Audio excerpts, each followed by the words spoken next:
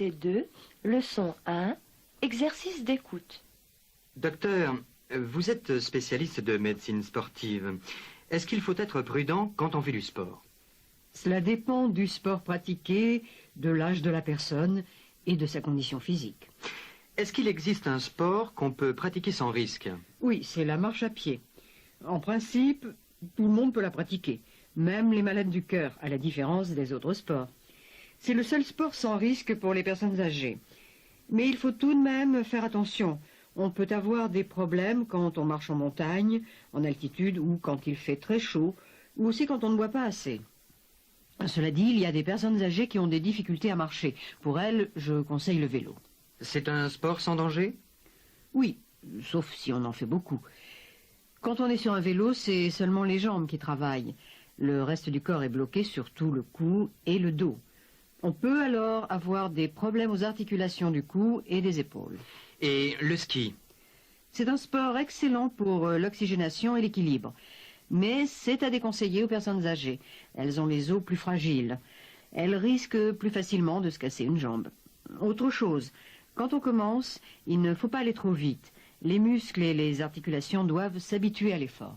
On dit que le tennis n'est pas bon pour le corps. C'est en partie vrai. Quand vous jouez au tennis, votre corps est tout le temps en déséquilibre. C'est seulement votre bras droit qui travaille, ou votre bras gauche si vous êtes gaucher. Vous vous appuyez toujours sur la même jambe. On peut avoir des problèmes aux muscles et aux articulations qui travaillent trop. Un conseil, il ne faut pas jouer sur des courts trop durs.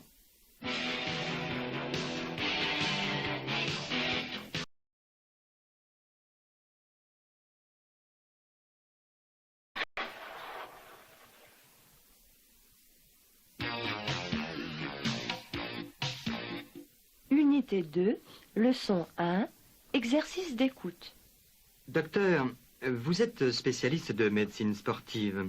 Est-ce qu'il faut être prudent quand on fait du sport? Cela dépend du sport pratiqué, de l'âge de la personne et de sa condition physique. Est-ce qu'il existe un sport qu'on peut pratiquer sans risque? Oui, c'est la marche à pied. En principe, tout le monde peut la pratiquer, même les malades du cœur, à la différence des autres sports. C'est le seul sport sans risque pour les personnes âgées. Mais il faut tout de même faire attention. On peut avoir des problèmes quand on marche en montagne, en altitude ou quand il fait très chaud, ou aussi quand on ne boit pas assez. Cela dit, il y a des personnes âgées qui ont des difficultés à marcher. Pour elles, je conseille le vélo. C'est un sport sans danger? Oui, sauf si on en fait beaucoup. Quand on est sur un vélo, c'est seulement les jambes qui travaillent. Le reste du corps est bloqué, surtout le cou et le dos. On peut alors avoir des problèmes aux articulations du cou et des épaules. Et le ski? C'est un sport excellent pour l'oxygénation et l'équilibre. Mais c'est à déconseiller aux personnes âgées. Elles ont les os plus fragiles. Elles risquent plus facilement de se casser une jambe.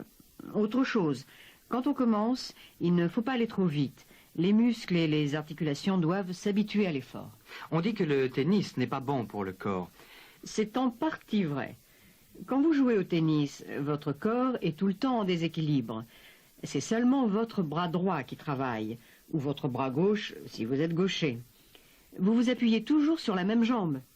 On peut avoir des problèmes aux muscles et aux articulations qui travaillent trop. Un conseil, il ne faut pas jouer sur des courts trop durs.